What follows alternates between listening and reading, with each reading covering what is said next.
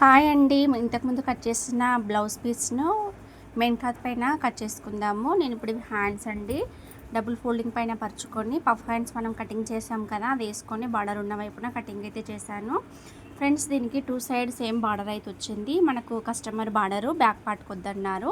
నేను hands cutting చేసిన side నుండే బ్యాక్ పార్ట్ అయితే పెట్టానండి. ఫోల్డింగ్ ఉన్న వైపున మనకి ఇది బ్యాక్ క్లోజ్ ఉంటుంది కదా, front cross cutting, front open. దీని పక్కన మనము ఫ్రంట్ పార్ట్ అనేది క్రాస్గా పరుచుకొని కటింగ్ చేసుకుందామండి.